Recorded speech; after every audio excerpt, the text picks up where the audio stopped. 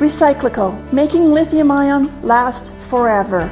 Recyclico's patented recycling process achieves up to 100% recovery of battery metals from lithium-ion batteries for electric vehicles, including cobalt, lithium, nickel, manganese, and aluminum. Recyclico Battery Materials Incorporated trades on the TSX Venture AMY, on the OTCQB AMYZF, and Frankfurt ID4. For more information, visit recyclico.com or phone us at 778-574-4444. Recyclico, making lithium-ion last forever. You're listening to HowStreet.com radio, available online at TalkDigitalNetwork.com. Welcome to HowStreet.com radio, the online source for market opinions. Here is Jim Goddard. My guest is Ted Dixon, CEO and co-founder of InkResearch.ca, Canada's first online financial news and research service, providing insider news and knowledge to investors. His website, CanadianInsider.com. Ted, welcome back to the show. Jim, thanks for having me back. Happy New Year to you and all your listeners who are tuning in today. Ted, 3 big events to watch for in the first half of this year. Number 1, China reopening. Will that drive a recovery in savings or credit? Well, that's one of the 3, I think, big potential events to shape capital markets, in the first few months of the year. And the China reopening, I think the question is, amongst pundits out there is, what's going to drive it? Is it going to be the government borrowing and people borrowing, or is it going to be the pent-up savings? And, I think so long as either of those comes through, we will have a nice boost in global growth from China. Now, I think one has to be take it at face value in terms of what happens. I don't think it's worth getting too excited about it, but on the other hand, the China bears will tell you it's all a nothing burger and it's all going to disappoint. But I think, let's face it, it's just common sense. We do know that the Chinese have a lot of savings, and what matters is how much of those savings are spent, basically. And we do know that the government is trying to stimulate the economy, and that the People's Bank of China is supporting lending. So we have the conditions that are being set for a China rebound, a strong, a vigorous rebound. We will see how strong it is. We'll just have to take it as we go here. But it's better than what we were looking at 2 months ago, and that's a positive. And it's a positive for the Canadian market. It's positive for Canadian resource stocks, and we'll just have to see how strong this reopening comes through. But it's a good way to start the year.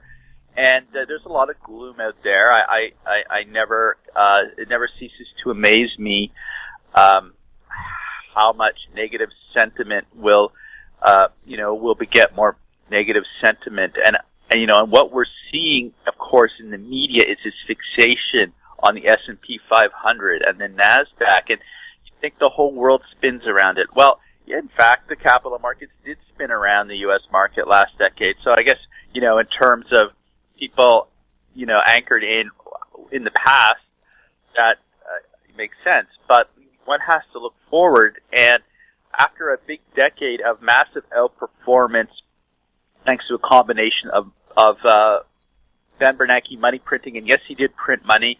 I know there's a group of people on financial Twitter who say they didn't, it's not printing money. I don't care about that theory. It's wrong, in my opinion. They can, and they'll say that I'm wrong. That's fine. I don't care. The fact of the matter is we had artificial support for asset markets via QE last decade, time and time again. Then we had the Trump tax cuts that gave it a little boost at the end.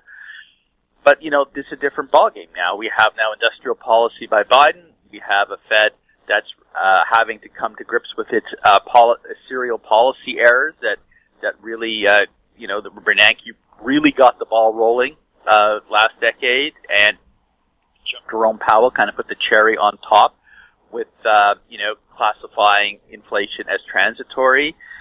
So, the Fed's got to, make up for its mistakes. So basically the U.S. market's just not going to be in all that exciting place from the S&P 500 perspective, in our view. There's going to be a lot of opportunity at the stock level because the U.S. has a vibrant economy, lots of entrepreneurs, lots of great companies. They just happen to have a stock market that's extremely expensive. And then you'll get these pundits who pile on saying, oh, well, the S&P is going down and the tech is going down and everything in the world is horrible. No, that's too big of a leap. Yes, there's a war going on. That is horrible. Okay. But then you're getting into geopolitics, but most analysts don't like to talk about geopolitics because they're just not equipped to talk about, the impacts of that are. And in fact, the way the geopolitical situation in the world is going, it again isn't, unfortunately, I guess you could say, it isn't that bad for the Canadian market because of, what you need when you have geopolitical tension. You need energy supplies, you need materials for your armies, you need materials if you're going to redesign your supply chains because you're afraid of the other guys and gals. So we're in an environment that's still pretty good for the Canadian market, and as we open the show, China is one of the positive news. Some of the positive news coming out. There is a risk that it underwhelms, but let's take it one step at a time, and let's not get overly concerned yet about how strong it is. The fact of the matter is, 2 months ago, markets were not anticipating this. Here we are. It's a 180-degree change. And I think, broadly speaking, what's going on in China, and I think this is quite important, is that I think up until 2 months ago, and I don't, and I don't have any inside Politburo information. I mean, this is just my 2 cents worth, but I think they had sort of a carrot and a stick approach towards their global strategy up until just a few months ago.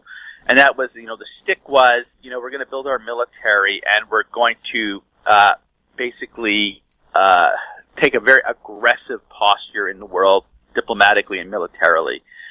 And the carrot was, we have this big economy, it's really growing, and, you really want a part of it, we know you do, so, we're going to have this great economy, but you have to play by our rules to access it.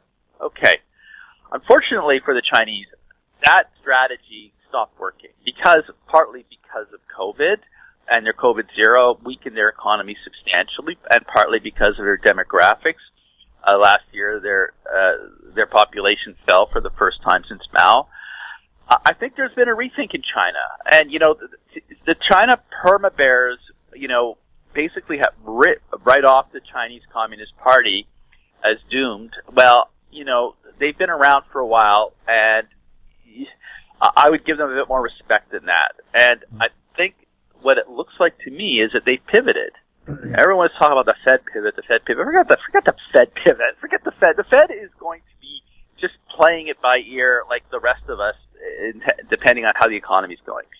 China appears to have pivoted, and what they appear, it looks like they've ditched this aggressive carrot and stick approach, and one of the signs of that is their former foreign ministry spokesperson, Zhao Lijian, who was known as the leader of the Wolf Warrior diplomatic pact, and a very aggressive diplomat, would say very inflammatory things. He was just demoted to off into to some department, borders and oceans. I don't know the name, but it's because it's not very consequential in terms of where he's ended up. He's ended up in the Chinese bureaucracy, as opposed to leading the charge on Wolf Warrior diplomacy. So I think that sends a signal that China has determined that they need a strong economy first.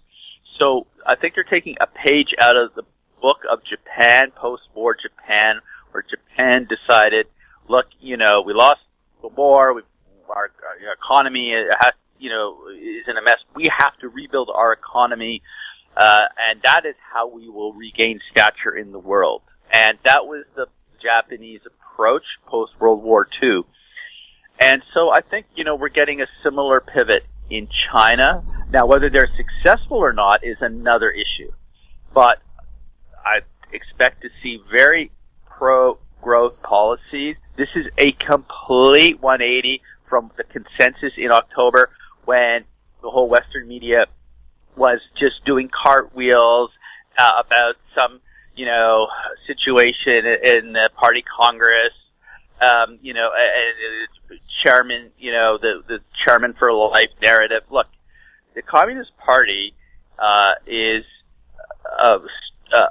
an institution that's got deep roots into China, and the fact that Xi has been given another term. Look, it's been cast in the Western media as he's dictator for life, and he's now emperor. It's almost as if he sits on some throne in China, telling people what to do. That's not my take on it at all. My take on it is that the Communist Party, they for whatever reason, he's their front person.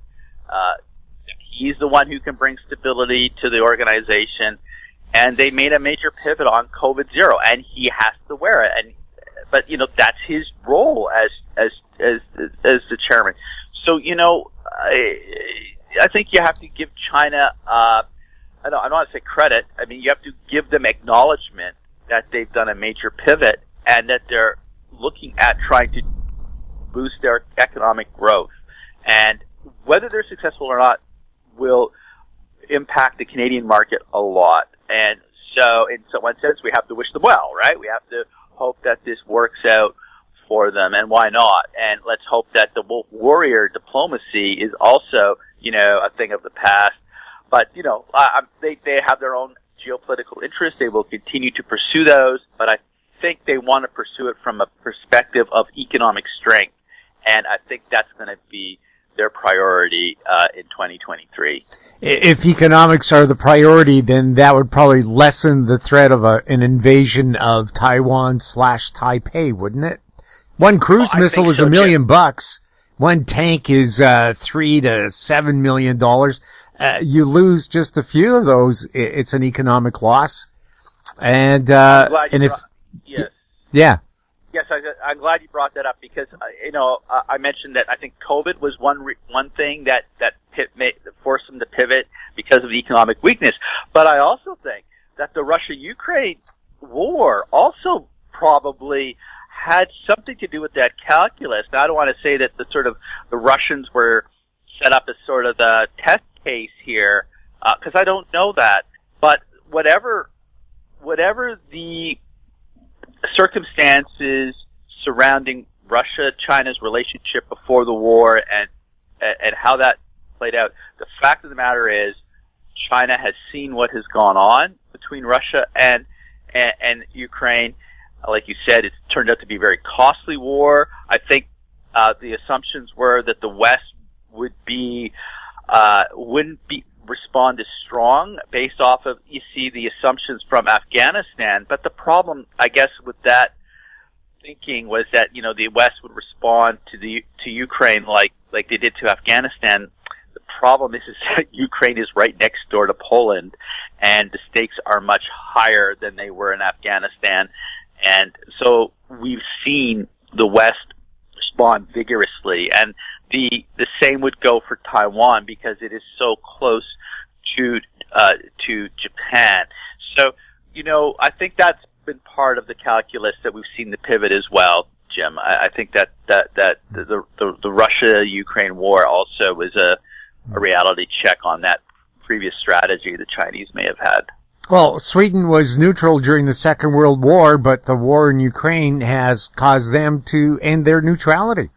Well, that's right. And look, and this isn't to say, though, that there isn't still a rivalry between China and the U.S. and the non-aligned bloc and the Western, G7, G10, that Western democracy bloc.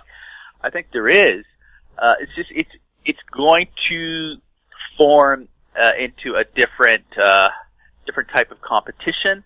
But it's still, the stakes are still quite high because something could still go very wrong in the Russia-Ukraine war. So we will have to still be very vigilant on that. And so I don't think that geopolitical tensions have, necessarily pulled back here, but I think they've been redefined. And it's going to be, fortunately, I think it's going to be more economic. And I say fortunately because take an economic war over kinetic nuclear war any time.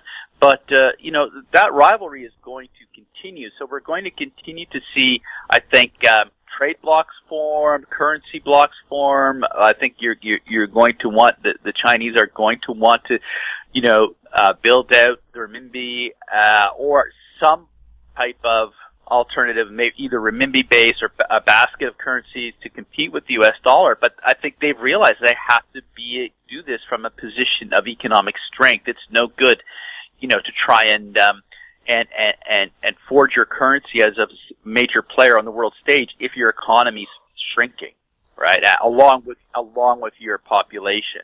So I think that's part of the whole pivot we're seeing in China. Yes, the Chinese population declining. I saw in a report, due to Mao's one-child policy and their horrible air quality. And not to mention that the Chinese smoke a lot. Their average life expectancy has dropped 6 years. During the Beijing Olympics, the only thing they said about tobacco is perhaps their athletes should consider cutting back. Well, they're not the only country with a demographic problem, but theirs is serious.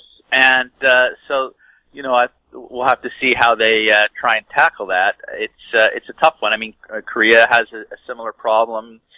And so they're not alone. And there's other, countries that, in Italy, so it's not just in Asia as well. And Canada, of course, we rely on immigration to fill that hole, but that's a whole different topic, which not kind of what I set up to talk about here today, but, it is tough to deal with declining birth rates, these days, just for a whole host of reasons. I'm finding the right solution is tough. Like in Canada, we've had immigration. It's worked for a while, but now that the juice in that strategy is running out, we're not,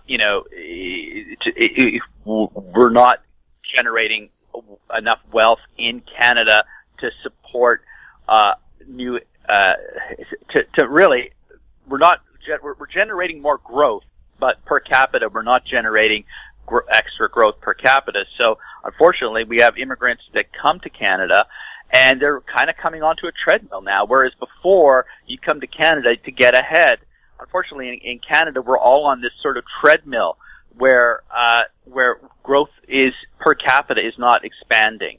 And that's a major, that's another discussion. That's not part of the three big events that I think are happening, but that's maybe, something that's a long-term issue, and maybe we can talk about that closer to the next federal election that hopefully will get some attention. But, but one of the other major issues, Jim, is from Asia, and that is, events, is that what happens in Japan with their monetary policy with yield curve control, right? And that is they've been artificially suppressing the 10-year bond yield. In December, they lifted that cap from 25 basis points to 50 basis points. It's 0.5%. And there was some thinking that they would lift it even further this month. They didn't. So what we have is Japan is the last holdout on QE. And in fact, they doubled down on QE. They've done a backdoor QE where basically now they're going to lend money to the banks to buy more bonds. So global financial markets are going to be supported for the time being from Japan. So that is positive for risk assets. But we've got when I risk assets, stocks basically and bonds, corporate bonds. But there's a lot of other headwinds out there. It's not the end all and be all of what's going to drive markets. But if the Bank of Japan were to stop its yield curve control when they have a new governor come on board in April, that would have a major impact on interest rates, mortgages. So that is one to watch, but it also offers opportunity in the interim because I think it's going to support asset prices and if anything, it will probably help the Canadian market on the margin. I don't it's not going to send it flying, But on bad days like we have today in the U.S., where we've got the NASDAQ down, as we're recording this, about 1%. Who knows where it'll be at the close? But you've got copper's hanging in there, gold is hanging in there. So you're going to see some money from that Japanese QE flow somewhere. And right now, my sense is that some of that, I could be wrong, but just what I've been noticing since they've been really cranking up their QE, by the way, this month. Because they've had to defend the bond yields. It's gone into, I think it's seen its way into the gold market. I think it's seen its way into the U.S. Treasury market, and I think it's seen its way into Bitcoin and crypto. So, we will see how that goes. And I think this is like we're ending near the last stop. We call this in our report to clients on Monday. We call this the QE bullet train. And we were wondering if it was going to come to the last stop this month. Well, it doesn't look like it. It looks like it's heading out there again, and it's got a refit with this new QE lending program that they've brought in. So this bullet train could even pick up a bit of steam here in the weeks ahead. But it is coming into the final station, the terminus, pretty soon, I think. So we'll just have to keep our eye on that. We'll jump aboard Ted's Tin Can Shen right after this. Don't miss out. Stay informed. Receive the HowStreet.com weekly recap with thought-provoking podcasts, radio, and articles delivered to your inbox. Sign up for the HowStreet.com weekly recap on our homepage at HowStreet.com. Welcome back. We're speaking with Ted Dixon. Number 3 on your things you said to look out for in the first half of the year was the U.S. debt ceiling. What does that mean to us? Well, apparently, I read an article, a news story, that on the day we're recording this, January 19th, the United States Treasury has hit its debt ceiling. It means it's no longer able to technically increase the debt, and they need Congress to pass legislation saying, okay, you are now able to increase the debt. You can now go out and borrow more, another, whatever the Congress decides, another $100 billion, another $1 trillion. It's really up to the Congress. But what happened was Republicans got control of the House of Representatives, and that's where this whole initiative must come from, because that constitutionally the House of Representatives is in charge of those matters. They're saying, well, we're not going to lift the debt ceiling unless you give us a deal on cutting government spending. We've seen this movie before. It was the Tea Party in 2011. And this will now start to play out, and we'll have to see the drama that unfolds. But I can tell you that in 2011, gold, that was the year gold, made a new all-time high up to, I think it got up to $1,900. And it was as these debt ceiling negotiations unfolded. So, I mean, there was other stuff going on too. I mean, Bernanke was, of course, doing QE at the time, and I think interest rates were at 0. So it's a different situation now. But the stakes, one can say, is arguably much higher given the bigger debt that the U.S. has. So, this is a big risk for markets. I know there's a group out there that say it's a nothing burger and it's all going to get resolved. Yes, it will get resolved. But I would say to those people who say it's a nothing burger, actually, no. It's the path to getting it resolved. We could be on quite an adventure here.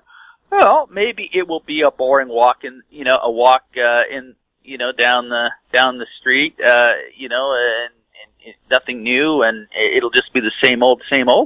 Yeah, maybe. But maybe not. Maybe the McCarthy Republicans have some surprises in store. Maybe the Biden White House has some surprises in store.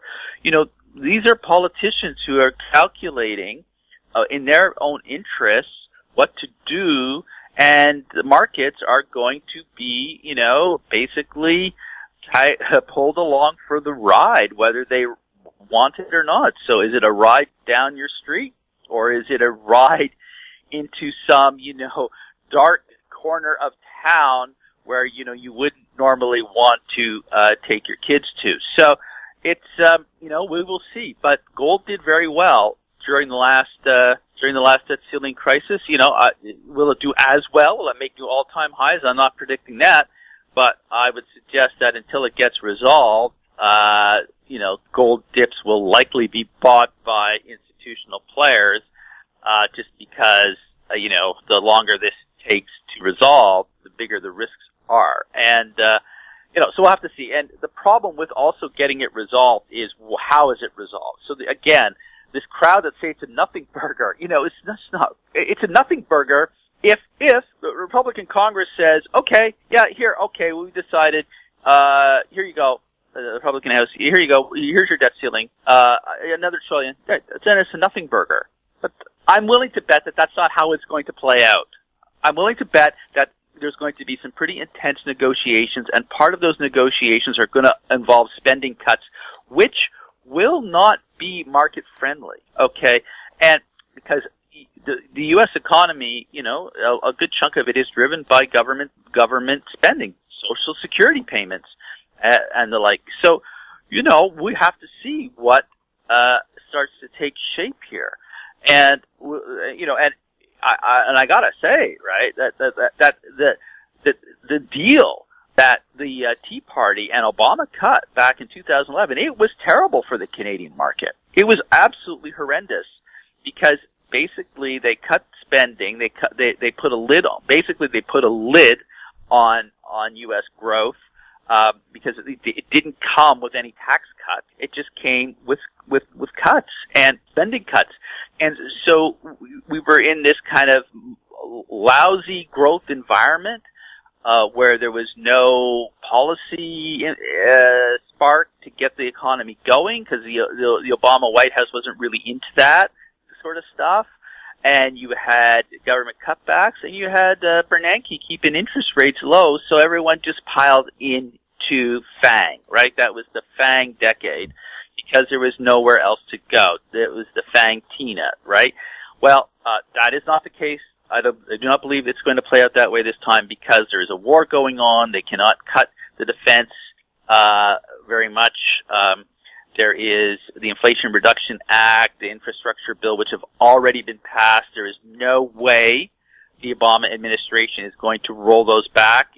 I could be wrong, but I'm suspecting that those are untouchables for the Obama administration, and they're willing to play a bit of chicken here with the Republicans on Social Security. So I think it is going to get a bit messy unless you can get cooler heads like Senator Joe Manchin. He's out trying to. So I think I haven't read the story, but I believe he's proposing a fiscal commission, which that would be a fine political solution. That would get as close to the nothing burger outcome as you could get, where you pass the debt ceiling, but you have this commission that's set up, and they take a few years to decide what to do. That would be a nothing burger. I would tip my hat to the nothing burger crowd if that's what happens, but somehow I don't think we're going to get off that easy. Ted, so how are insiders positioned with all these different factors we've been talking about? Well, insiders were selling energy stocks in November, and they were buying them in December on the pullback. So insiders, I think, are signaling that all this talk you hear in the market about energy wipeout, and right now our view is that it's probably one can never be too sure, of course, and I say this with humility that I could be fabulously wrong, but the way I interpret what's going on, given how the insiders have bought the pullback here, is that the recent pullback in energy prices is little more than seasonality at work. And there may be some other factors, volatility may be bigger than usual because of the war and the geopolitics. But, yes, the insiders are positioning for a seasonal, rebound in energy prices, and energy stocks. They've been bullish on basic materials, including mining, for some time. That hasn't changed. But in the U.S., they're, we said at the beginning of the show, towards a broad market, not exciting, just completely indifferent. But, if you can find potential opportunities, at the stock level, you have to be very picky because there's going to be a lot of duds. You know, I was looking, I'm not going to mention the name, but I was looking at this large tech stock trading at a price to cash flow trailing of 37.5. You know, that's a, you know, price to cash flow, so 37.5 to 1. And, you know, it's like where, and that's a trailing number. Like, and if there's this economic slowdown coming, that means the next year it's even going to be more expensive. And so, you know, this whole idea that, oh, maybe tech is bottoming, I don't see it. There may be one or two companies within the tech space that do very well. There will be. I mean, always in these kind of bear markets, there's always new leaders and champions that emerge, but it's usually a name that's not being broadcast on TV all the time. It's usually a name that's not well recognized, but it gets, you know, it will come out, and a decade from now, it will be one of the market leaders. But it's unlikely to be one of the big ones that's there right now. Are you bullish on basic materials, including mining? Well, the insiders certainly are, and you know, I'm encouraged with what's happening in China, and I think that we've had, especially in the battery metal space, we had a lot of concern that the China EV subsidies were ending, and this was going to be, you know, bad for the battery space. You know, that China had been winding down its subsidies for years, and yes, they're gone now, and I don't believe they've resurrected them. But we'll see now with the reopening. I would be surprised if we didn't have double-digit growth in EV sales in China, regardless of subsidy or no subsidy. And of course, we have the U.S. Incentives that are just kicking in. I mean, they're just the Treasury still. They put out in December kind of a roadmap, or you know, kind of a discussion paper on how they're going to calculate all these benefits for auto manufacturers. And it's very much focused on the supply chain, and that's where Canada's sitting pretty. And you know, I think we're seeing a nice competition evolving in Canada between, I would say, primarily 4 provinces. You know, going from west to east, you've got Alberta with its direct lithium projects, looking at you know, and they're kind of a surprise entrant into this lithium battery space. You've got Manitoba that has a number of lithium juniors that are poking around in Manitoba, and Ontario as well. But you know, the big gorilla in Canada is going to be Quebec, and we continue to see the federal government just approved a project, I believe, Galaxy Resources, I believe is the name of the company. I have to, you know, fact check me on this, but I believe it's an Australian company with a mine in Quebec. But there's other projects that are cooking, and so Quebec is a hard rock. It's a hard rock approach to lithium opportunity. It's like a traditional mining, whereas in Nevada it's brine. It's a whole different approach. You pull it, you know, you bring it out of the ground. You have to put it in evaporation pools.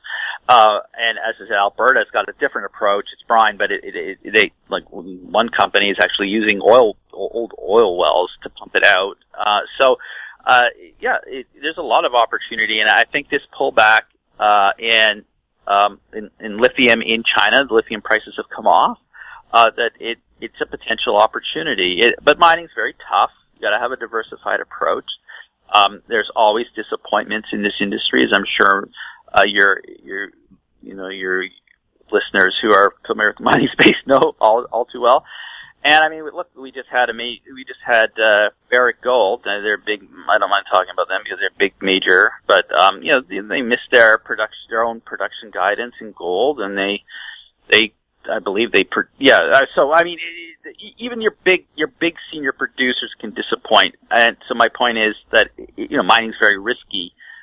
So you need, it's only for those who can stomach the risk, and you need a diversified approach. But I think it's shaping up, it's shaping up interesting right now because the sentiment is down. stock prices have been hit here late December, early January. So if you believe that the EV story is still playing out and the importance of lithium in the Western democracies, then Canada is a great spot to be looking at right now. Ted, thank you so much for chatting with us. Jim, thanks for having me back. My guest has been Ted Dixon, CEO and co-founder of IncResearch.ca. His website, CanadianInsider.com. If you have any questions for Ted or any of our other guests, you can send them to info@HowStreet.com. Our YouTube channel is Talk Digital Network. Find us on Twitter @HowStreet. We're also on Facebook. I'm Jim Goddard. Thank you for listening. Comments made on HowStreet.com radio are an expression of opinion only and should not be construed in any matter whatsoever as recommendations to buy or sell any financial instrument at any time. Available online at TalkDigitalNetwork.com. HowStreet.com radio is a production of HowStreet Media Incorporated.